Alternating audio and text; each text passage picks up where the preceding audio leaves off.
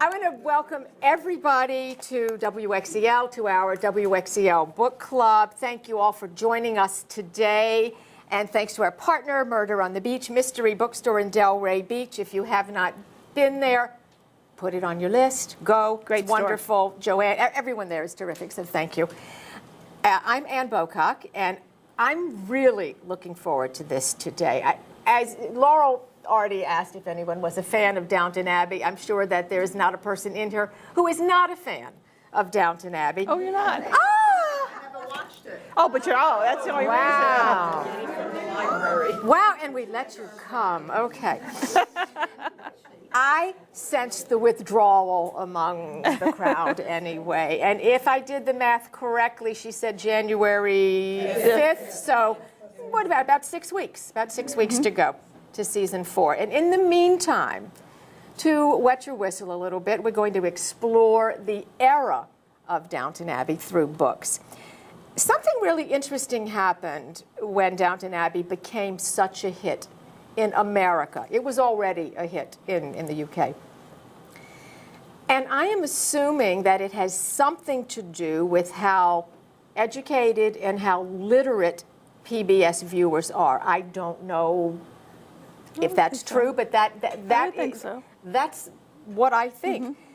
And what happened is that the viewers have become even more avid readers.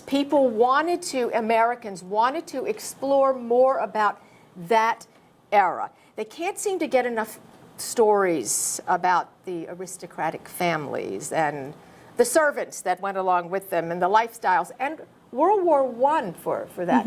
We have a lot of books about World War II. World War I is something that, at least in this generation, we're trying to find out more about. Well, you're in luck today because that's what we're going to talk about. And I want to introduce our guest. I'm so happy to have you here. I am delighted to be here. Her name is Oline Cogdill. It says O-L-I-N-E, and that is not how it's pronounced because I don't know how many times over the course of time I've grown it. But her mystery fiction appears in her mystery reviews appear in Mystery Scene Magazine, the Sun Sentinel, the Miami Herald, Publishers Weekly, and McClatchy Features Wire. Her mystery fiction reviews appear in more than 300 newspapers and publication sites worldwide.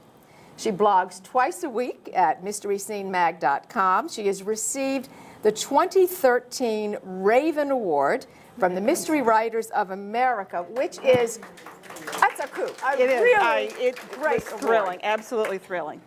The 1997 Pettyjohn Award from the Sun Sentinel and the 1999 Ellen Neer Award for Excellence in Mystery Reviewing by the American Crime Writers League. Oline was a judge for 3 years for the Los Angeles Times Book Prize in the Mystery Thriller category, and she is one of the contributors to the Travel Crime Fiction Guide Following the Detectives, published in 2010 in the UK from Holland Publishers. Right. So please welcome Oline Cogdill. Thank you. Delighted to be here. Thank you. Now, I don't know how you have time to do anything after all. I actually have actually time to be here. I have a life. Before we get into the discussion about the era and Downton Abbey, what we're calling our history tour, I want to talk about you and what you do, because what you're going to find out, this is really fascinating. First of all, the Raven Award, as we said, I'm thrilled. Primo, congratulations, yes. What an honor. You are at the top of the field in which you work. So, how did you become a book reviewer? Can you give me an idea of the journey from that first book review to now being 300 publications worldwide? Absolutely. I worked for the Sun Sentinel for 29 years. All my life, I have been a mystery reader, and I credit my mother. Now, I have never read a Nancy Drew or a Hardy's Boy, even to this day. But after I'd read pretty much everything in the children's section of my hometown library in Missouri, my mother had this collection of hardcovers that were like, this thick, and they were like 50 cents when they were published back in the 40s and 50s. And I just started devouring them. Rex Stout, Agatha Christie, Dashiell Hammett. I kind of started with the hard stuff when I was about 9 or 10, and I absolutely loved them. And I've always been a mystery reader. There was a point, though, when mysteries stopped speaking to me because there wasn't anything new being done. And they weren't addressing my concerns as a young woman in the 70s or 80s until some other authors came along, which we can talk about later. But when I switched jobs at the Sentinel, I wanted to get back into do some more writing, so I started doing a column of 5 paperbacks. And then the books editor came to me, and you want to do another one, and another one. And suddenly, instead of every 6 weeks, it was every 4 weeks, 5 weeks. And before I knew it, I was doing them every week. And that was great, because to be able to read and get paid for it is, I got to tell you, that's a joy. That's a joy. But it's not just the fun part of reading. I'm looking at these mysteries and seeing what they're adding to the genre, how they are moving books along and telling us who we are as people, because that's really what mysteries do. We're looking at crime and punishment. We're also looking at ordinary people in extraordinary times and how they cope with the world. And that's pretty much, I think, what the strong point about mysteries are. They are the social novel of today. You wield a lot of power. There's no question I'm about told this. that. Because your reviews can determine success on a great many levels. I want to know, this is powerful, so I want to know how you look at your role. Do you look at perhaps the financial impact or lack of it for the publisher and the author when you are writing? No, I have to look. The only thing I'm concerned about is the reader, and that is you all. What am I doing to service the reader? Not the author, not the publisher. Those are happenstance, that they get some mileage out of that. But I'm looking to see what are the best books out there that I can promote to you, the reader. And that's what I'm looking for mainly.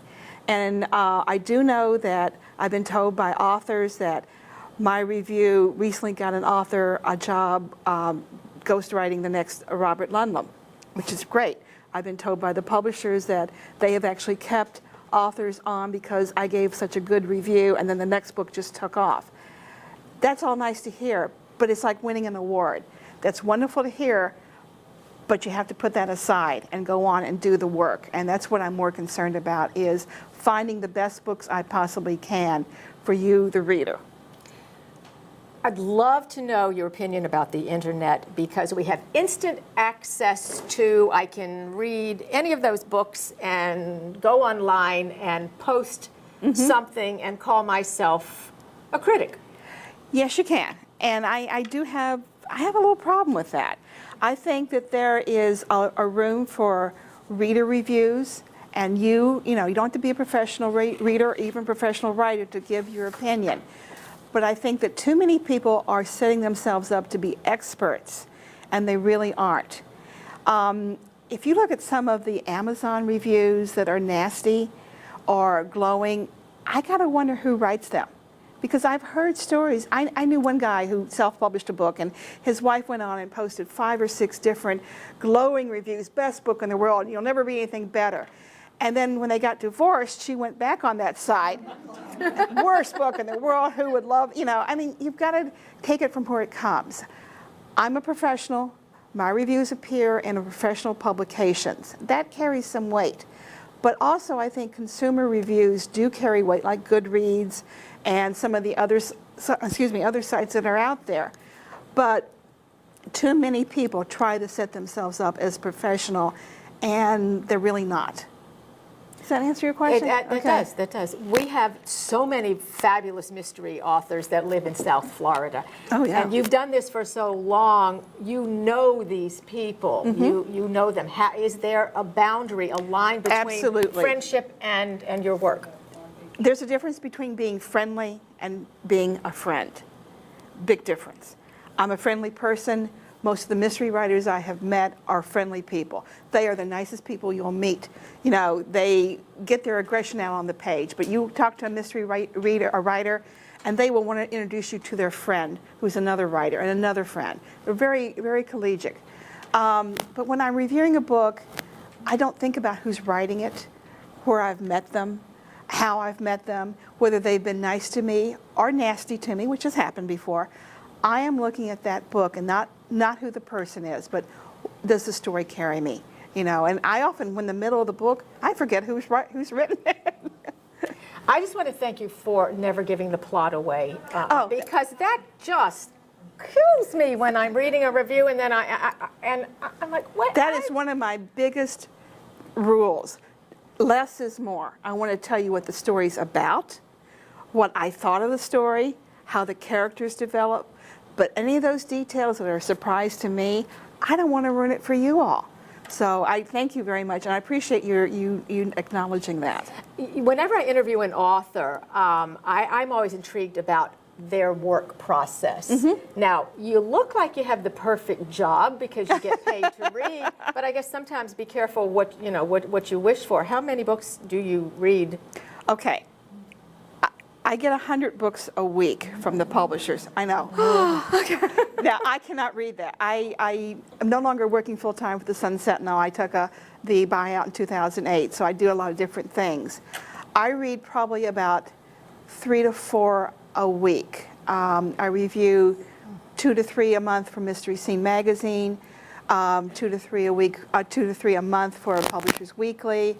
My reviews appear in the Sun Sentinel. I do at least one review a week for McClatchy Tribune Wire Services, if not more. I am a fast reader. I am not a speed reader. As a journalist, I take notes as I am reading and mark pages so I can go back. But it's kind of cool because, you know, if I'm visiting family and I say, oh, I'm sorry, I got to go in the other room. I got to read. It's work.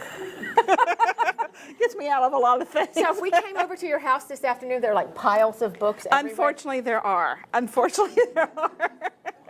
And I don't get paid to read, and there are piles of books all over my house. And they're semi-organized, but oh, Lord. So if you could have invented the perfect job for yourself, would you say you already have it? I'm very happy with what I do. I'm very happy. My husband's a theater critic, so we go to theater a lot. I read. I have another job where I put out the magazine for Nova University, Southeastern University. I'm feeling really good about things. Well, we're going to do questions, promise, at the end. So think, if you can't remember it, write it down. Yeah. We'll get to all of them. We're going to switch gears now Okay. and get into what we're calling our Downton Abbey mystique. Okay. Because, as we said, I still think it's because PBS viewers are just more literate and want more information. I think they are, too. I'm going to let you Okay. see if we agree. Okay. I have a confession to make about historical mysteries. About 20 years ago, when I first started to review mysteries, I was not a big fan of historical mysteries. They just didn't grab me. The ones that were being published back in the late 80s and the 90s, they weren't very consistent with character. You never really thought that you might be actually in that era. Maybe they were just taking 1990 and, you know, making it 1700 instead. You know, they just seemed so remote and not relatable. Now, I always enjoyed my history classes, but the historical mysteries were like that. They were just names and places on a paper and not really coming alive. Today, historicals actually are one of my very favorites. And I think it's because there has been this perfect melding of people and place and era in many of these books. You know, they pay very close attention to character, to making those characters come as real as possible, like most of today's mystery writers do. It's also so much easier to do research now. You've got the internet. You can know how people lived, what the major events of the day, what the song was in February 10th, 1961. What was the top song that day? Before you had to go through reams and reams of the library and not really finding out that information. And you also found out how people used their leisure time and how the daily events affected them, both the major events and just how they, you know, the day-to-day work affected them. And I think more importantly, they have made us able to see ourselves in another era, to be able to relate to another historical era. You know, I think we have a lot in common. with other eras. We may live in a high-tech era. We may have instant access to the telephone and the internet, but our hopes and our fears, our concerns, they aren't that much different than people who lived 200 years, 300 years, or 400 years ago. We all grapple with the same things, just in a different mode. You know, they may have ridden in a horse and buggy. I drive a Buick, but there's a lot of things in common. And historical mysteries also have really run through the centuries. Lindsay Davis, I don't know if you're familiar with her, but she writes about prehistoric Rome. And she really makes that time come together. And not from the gladiators or the emperors of the time, but from the ordinary people. And I think we can also consider Sue Grafton's Kinsey Millhome series to be, in a way, historical. Those are set in the 80s. They don't have cell phones then. They don't have computers, pretty much. And she really tells us what it is about being in the 80s. And she's going to be taking her, and when she ends her series, Kinsey will be 40 years old, and it'll be 1990. And 1990, doesn't that just seem like, well, another century ago? Today, I really want to talk, though, about the historicals that kind of wrap around the eras of World War I and World War II. And that mainly because of Downton Abbey and another series called Foyle's War. Yeah, right, okay. And I'm very happy, you know, Downton Abbey, we know, is coming back in January. Foyle's War just got renewed yesterday for another season, so yes. You know, wars have this lasting effect on a society. Soldiers may fight on the battlefield, but they also bring their battles home. And those battles affect themselves and their families and society as a whole. And I think what mysteries that are wrapped around war eras do, again, is show us how ordinary people caught up in extraordinary times cope with that. And most of these writers have actually been writing way before Downton Abbey came along and way before Foyle's War came along. World War I was a game changer, certainly in Great Britain. It was the first war in which technology was used, you know, and it was the first old-fashioned military tactics were not used anymore. It was the first war you used telephones, wireless communication, tanks, armored cars, and aircraft. And it also had an immense impact on culture, you know, especially in Great Britain. It was the beginning of the end of the class system as it was known then. Women had more rights, thanks to being and more freedoms, thanks to telephone and automobiles. And of course, more women had to support themselves and their families when the men were fighting. And there was a huge loss of young men during that war. And it wasn't uncommon for many women who expected to be married and who expected to have a family not to. And as a result, a lot of women combined their households during that time for the economics and also for companionship. It wasn't uncommon. And you see a lot of that in Downton Abbey. Remember when the estate became a hospital? Okay.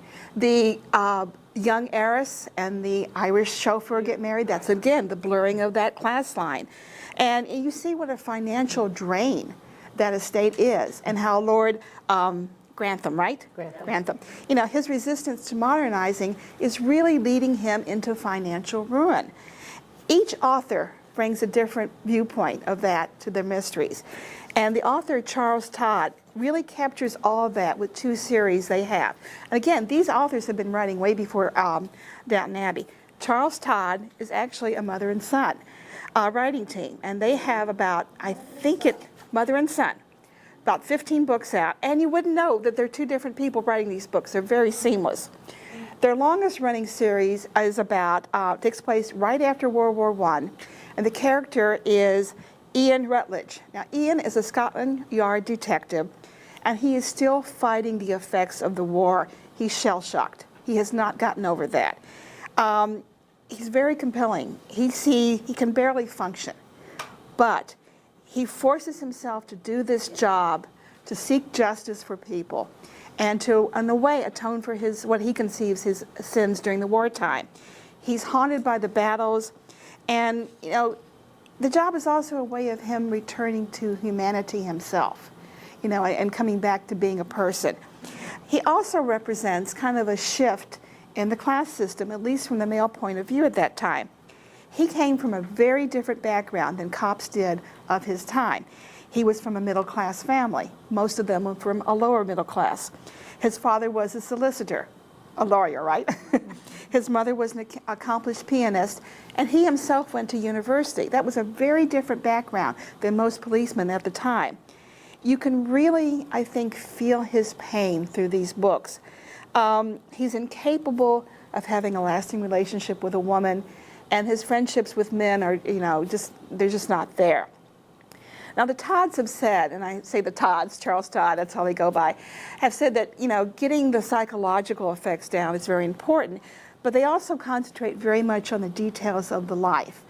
Men wore hats back in those days, remember? And if Ian comes into a room with a hat, he better be leaving with it. You didn't just get in a car and drive off. You had to crank that thing. And apparently that was pretty hard work. And if it was raining, did you really want to go anywhere? The Todds, I think the Ian Rutledge series is very compelling. They also have a second series, and this is from a female perspective, and it takes place during World War I.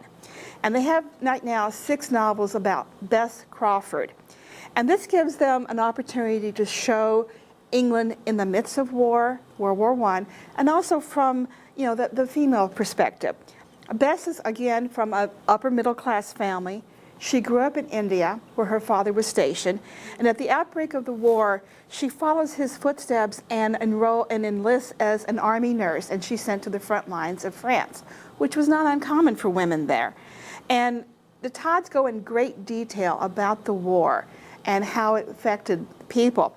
In their first novel, the Bess Crawford series, which is A Duty to the Dead, Beth escapes from a hospital ship that was sunk in the middle of the ocean, and this really did happen.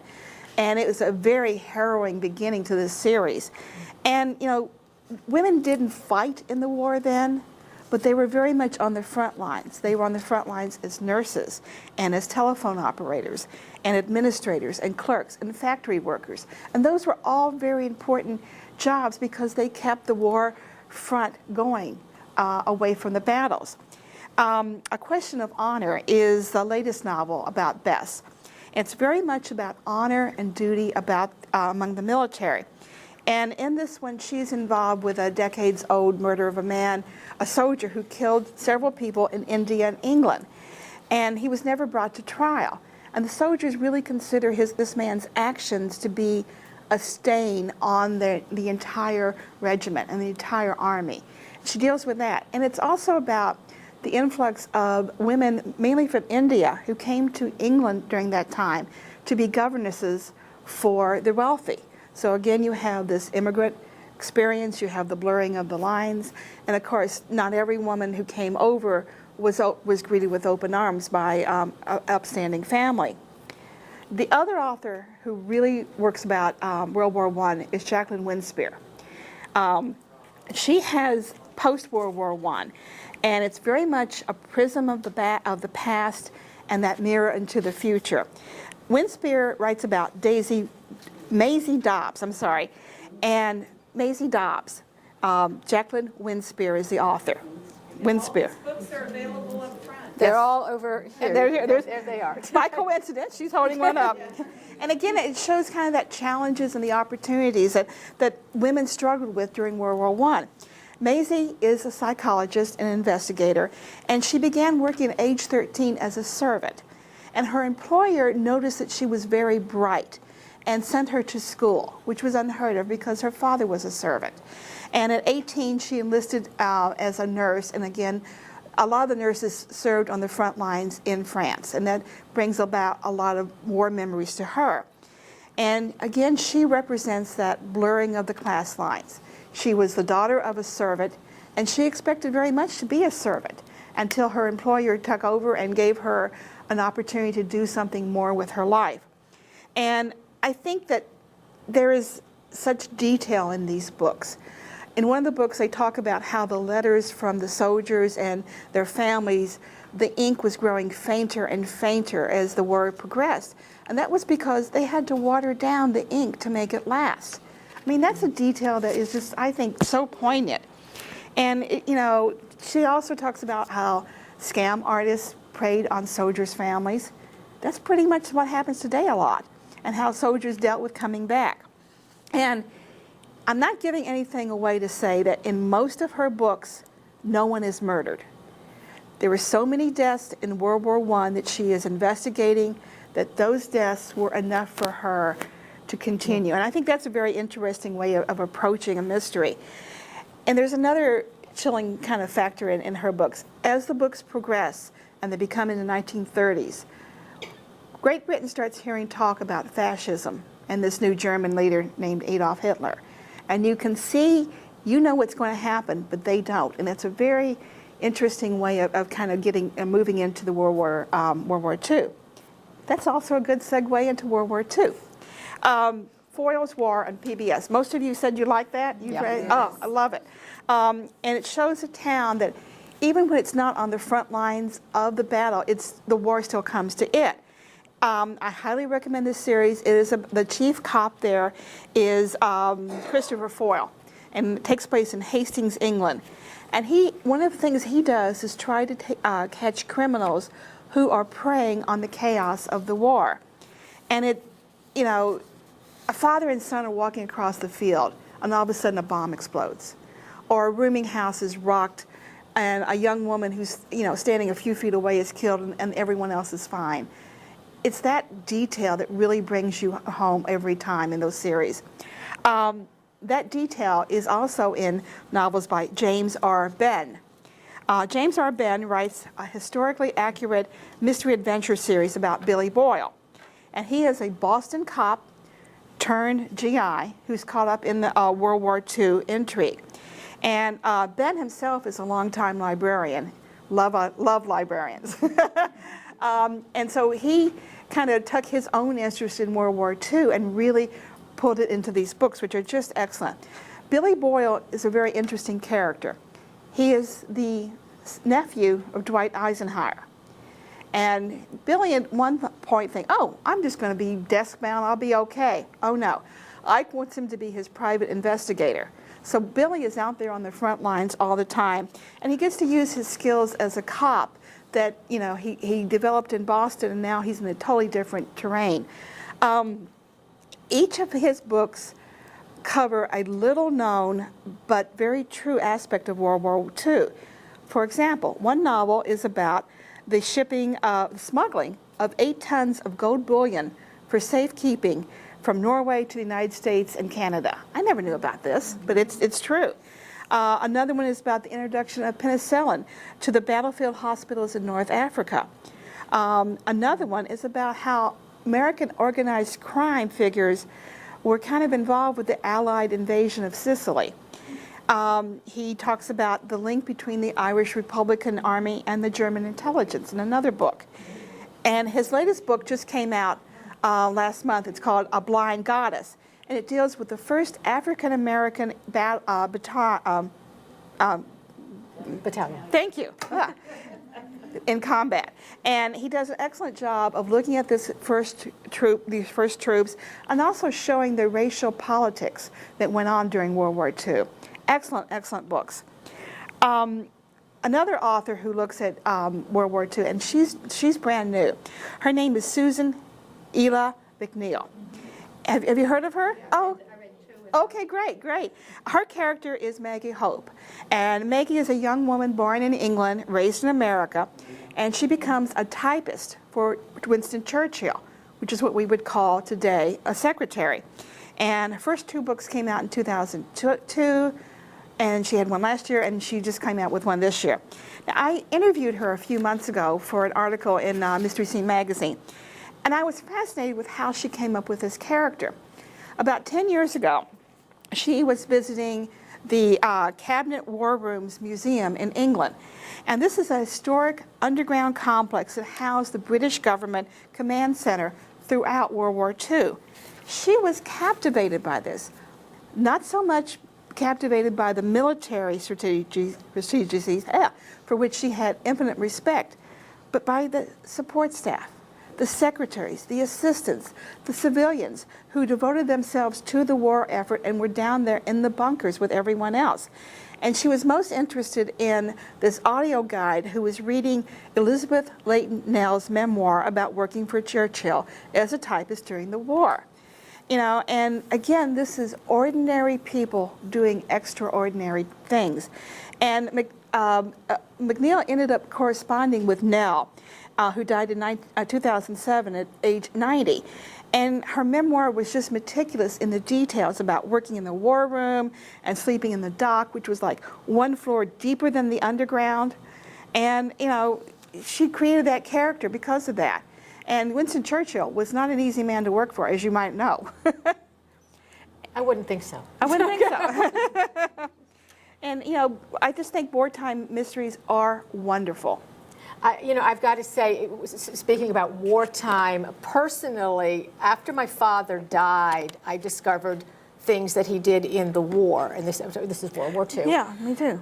Because he never talked about it, and going through papers and things. That was fascinating. But now you've given me an opportunity here. I can find out what the era. I can find it on the written page. We do have the list, by the way, for those of you who may not have gotten it through your email, because it's more extensive than what we had to talk about here. But you've got a list, you've got a basis now, some of these books and some others that Oline was talking about. We're going to open it up in just a few minutes to questions, so hold on for just a second, because I know everyone has questions. I just want to thank you for this, because this is fascinating. We always have authors here. We always talk to authors. You know more authors than anybody I've ever known, and your perspective is so intriguing and so educational, and you are such a delight to have as a guest. Oh, thank you. And my pleasure to be here. Thank you all. Thank you so much. Thank you. Don't leave. No. Don't anyone leave. I need to take care of something Okay. for a moment. But you know what? I'll let you, if you can find it for me. And we have a little housekeeping to attend to. 2 other things coming up for the book club. One thing, we'll do this first, because we hope you like this. This is when you're not reading. Okay. We hope that my era too. 60s pop rock and roll. Yes, absolutely. Okay. Thank you. I appreciate that. Because I am probably too old now to read everything that's put in front of me. There just isn't enough time. What's your rule of thumb about how long you give a book? Or do you have a... Yeah, I actually, you know, the ones I review for the Sun Sentinel are more local, you know, people who either live here or coming into the area. But for the others, Publishers Weekly wants the good, the bad, and the ugly, and they're really good about some, mostly good. I will read the first 3 or 4 pages, and if it doesn't grab me, you know, because... Did you say 3 or 4 pages? Yeah. Oh, right. I love it. Yeah. Okay. And, you know, for every book I review, I have probably looked at 5. Because, let me ask you, wouldn't you rather know what to read rather than not to read? Yes. So, which is why I read your column, because that's why I know what to read. And that's what I'd much rather do that. 3 or 4 pages. Hello. All right. Something else. Speaking of reading, because you are all avid readers, we at WXEL are part of the Read Together Palm Beach County that maybe I think in the old book club did this in the past. Well, I am, along with Samantha, who's around the corner, we are ambassadors for the upcoming 2014 campaign. And the books were announced yesterday. There are 5 books.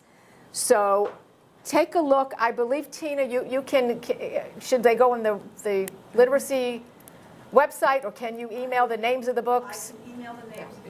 Okay, I'll give you the names. There are 5. Look them over and then vote, because that's what you have a month to vote, or actually you have a little more than a month. And the timeline will be there as well of when you're supposed to read, when you're supposed to vote, and then everybody in the county should be reading the book at the same time in March, April-ish. We'll get back to that later.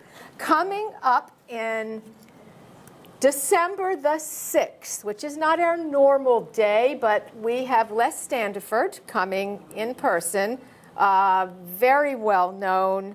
Last Train to Paradise happened to be the last Read Together Palm Beach County book from just happened that way.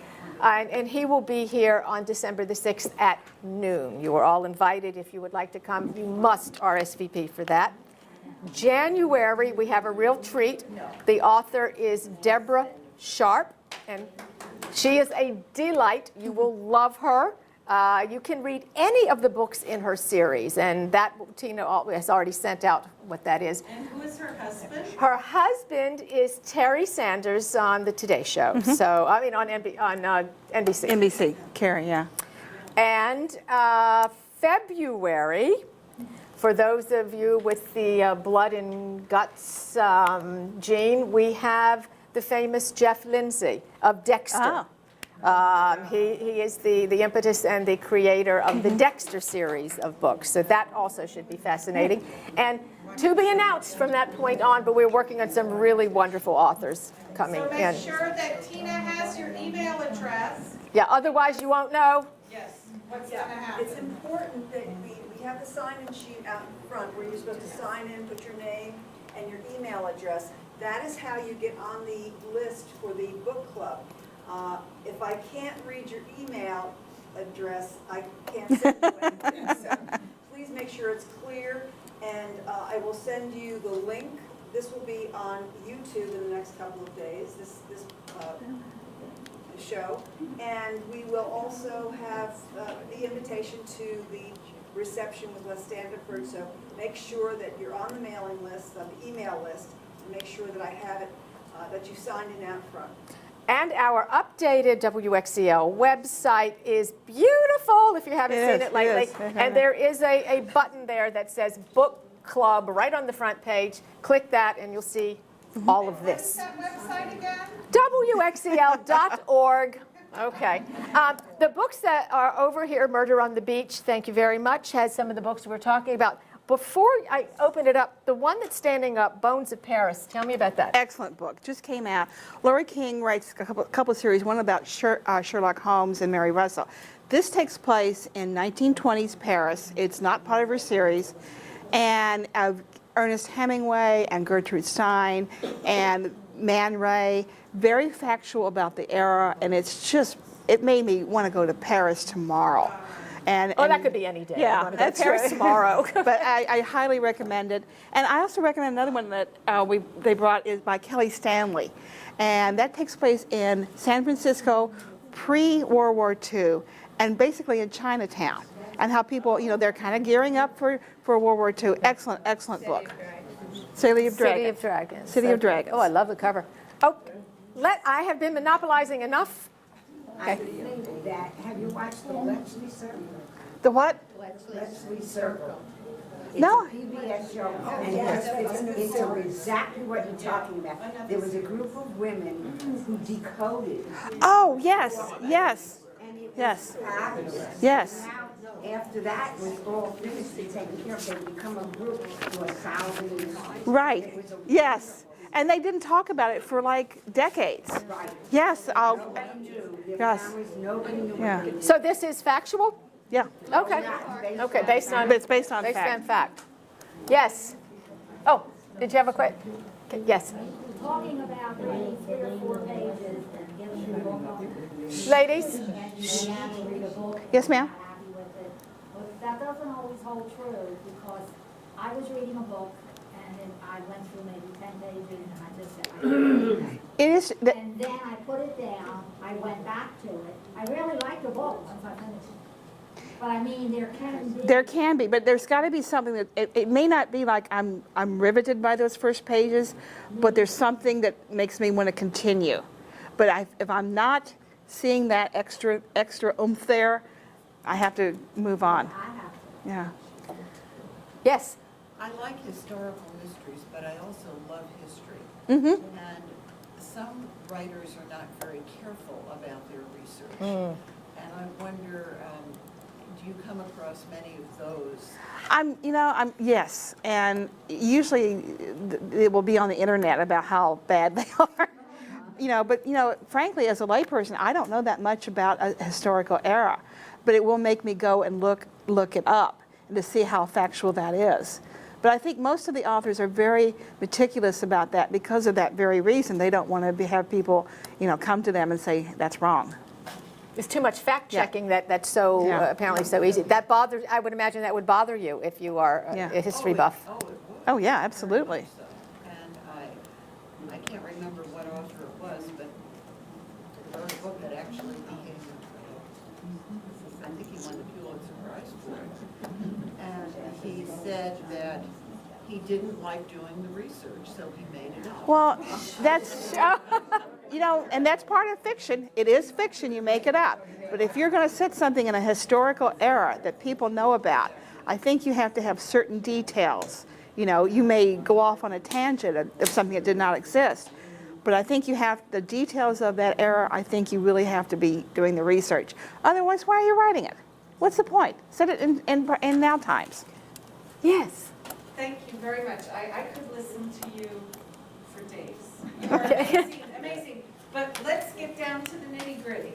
Okay, what was your favorite book in the last month? Okay.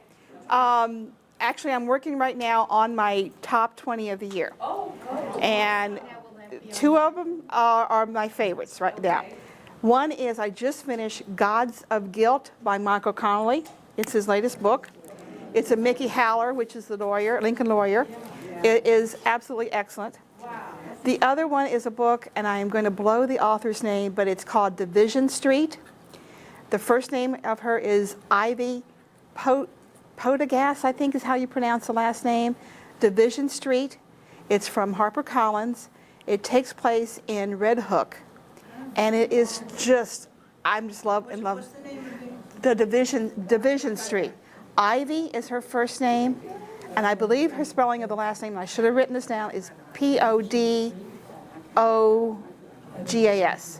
But I gave you all my business card, which has my email, so if you email me, I will send it to you. And I also have a little giveaway. If you look at your my business card that you got, there may be on some of them on the back an X, or what looks, okay, you got one? Come on up. You're in luck. There's only 5 of them. I saw it and I said, oh, she used it as a piece of scrap paper. There you go. So much. Did you get one? No, I was the first one here, but I never got a business. Your business card, I actually put it on your desk, ma'am. I did. Right there. There's one right there. There you go. That's it. On the back, does it have a star? Okay. I put one on your chair. Yeah, that's hers. There's another one there. Oh, there's another one. Ah, Okay. there's your X. Okay. Give you that one. Thank you. Who else has one? You have one? My friend. Okay. Oh, you can keep the card. And anybody else? It should be like 2. Oh, okay. Did you have one, ma'am? Okay. What's your question? Okay. What I represent. Yay, we have a winner. I put business cards on everybody's chair. had them. Right. There's only 5 of them that had Oh, something 5 on of the them back. had X's. Next time. I didn't bring it up for everybody. Okay, I didn't have an X. Okay. You had an X? Next. That's it. And you can keep the card. Oh, thank you very much. Terrific. She has a question. Yes. Yes. I am a readaholic, but I also represent various authors. And if I would like for you to review a book, where do I send it to? My card's on the desk. Send me an email. Okay. I do not promise to review every book. I may take a look at it. I do write a local books column, so sometimes it's more suitable for that. Thank you. Who wrote Foyle's book? Oh, it's strictly for, there's not a novel about it. It's a PBS series. It's only on television, or Netflix. Could you please discuss the first Get book? 100 books. How do you determine which ones you're going to read? I'm always, Because if you do 4 pages, you would have missed. Okay. well, first of all, I'm always looking for anything local, Florida-based. But I'm looking, and this sounds really just silly, but I'm looking for something new. Telling everybody how she reviews Okay. the book. I'm looking for something new, something that's a little different. Maybe a character or a place that I haven't seen lately, or an approach, or just something that's going to, you know, maybe I love San Francisco. So if I see a San Francisco book, I'm more likely to pick that up and read it. But it's just, Okay, let's let her finish. Okay, thank you. do you have something on there? Yeah. Okay, I'll get you something right after. But I'm always looking for something new and something that I think that will be universal that people will like, you know, and that's how it's a lot of it's a gut. Because years ago, I used to read a lot of Ann Perry's books. Yes. And she did one about the husband was a policeman, but the wife was a nurse who served in the Crimean War, and it was fascinating. Yeah. It really was. And she's still writing them, and they're still excellent. He just just know. came out with a new book. Division Street. The Gods of Guilt by Michael Connelly. The Gods of Guilt. Michael Connelly. I'm sorry, who's the author? Michael Connelly. Connelly. The Gods of Guilt. He's the only Michael Connelly, right? There's only one, Yes. yeah. And I don't think you can go wrong with any Michael No, Connelly no, book. he's great. Have you seen any of Called Midwives, the PBS show? Oh, isn't that fun? That's a great show. No, I've heard about them. You really need Yeah. to watch that. Yeah, I've heard that. That's a they're great supposed to be very- period. Yeah, yeah. Culture shock. And there's actually several mysteries that deal with midwives. And so, But it's the life. right, right. It's very raw. Oh, yeah. Anyone else have a question? Yes, I do. Okay. I'm just curious about your opinion about Ken Follett and his series of his interests. I interviewed Ken Follett. Really? I'll get it to you, ma'am, right after. Ken Follett, he was the Grand Master at the Eggers this year. Nice man, very down to earth, just absolutely charming. I think he's just such a great writer, and he's does so much good research on him. I think he's an excellent book. I think he's just I've enjoyed this whole Yeah. series.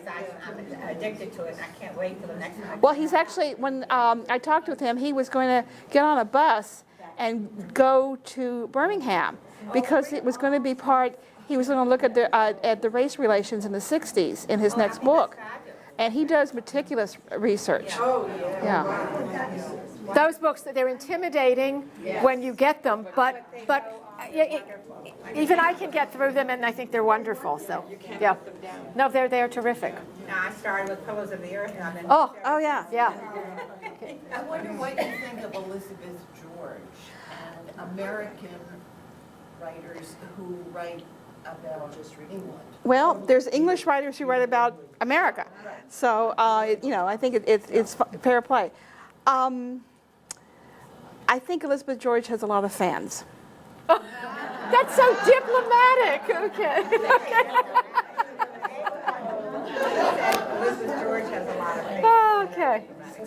Okay. And that's the end of that quote. When does your top 20 come out in the newspaper? I don't know, probably sometime in December. If you email me, if you have my card, everyone has my card, I can even send you a copy of it if you miss it. If you send it to Tina, and we'll send I'll send it to Tina. Okay. How's that sound? How's that sound? Great. It's in the books pages. Sunday. Most Sundays, not every Sunday right now. Are we in this coming Sunday? I can't We remember. were in last Sunday. It was in last Sunday, not this coming Sunday, but December 1st I will be. There's an author I like a lot, and he's got a few books, Sam Eastland, the Emerald Eye, The Eye of the Red Dog. Oh yeah, those are really not my type of, yeah. They're good, they're very well done though. Did you read the Swedish authors, The Dragon Tattoo? What did you Yeah, think of? I love the dragon tattoo. I thought it was very good, but there's so many better ones out there than Stieg Larsson. There is a ton of Swedish authors who are just absolutely terrific. British authors. I just read one. You did a column on that, I think. On one mystery time. scene, Yes. on my business card, there is a link to the Mystery Scene magazine. I will write about things that aren't reviews, like essays about things that trends I see and things like that. There's just so many good Swedish authors out there, you know, Finnish, all kinds of, there's a German author, Neely, oh goodness. Her next one is going to be Big Bad Wolf or something. And her last one was Snow White Must Die. Excellent books, takes place in Germany, and just excellent. I just read a book that is, Alex is the name of it. And it's translated from the French, and I can't remember the French author's name. But again, it's as good as the Dragons, if not better, and there's just twists beyond. And if you email me, my email's on the card, I will send you the name, because I'm sorry I can't remember it now. And it's French, and I don't speak French. ALEX? ALEX. It just came out. That's the name of the book. Are you the one who recommended Marcia Clark's new book? That was your last, Yeah, I reviewed that last week, yes. Yeah, that was in Sunday's paper. Yes. Yeah, the library just got it for me. I like her. I think she's very good, very good. Another lawyer turned. Another lawyer turn. Mystery And writer. that's another conversation. What do you think of Grisham? I like John Grisham. I've liked his books all Some are much better than yeah, some are much better, but he's kind of kept that pace up. So, The Racketeer. I love it. yeah. I read a few of them. Is there anything else? He was a Florida author, right? No, he's from Mississippi. I want to thank all of you for taking time out of your day to come here and support WXEL, and Eileen for being so Thank you. Thank you all for coming. Thank you.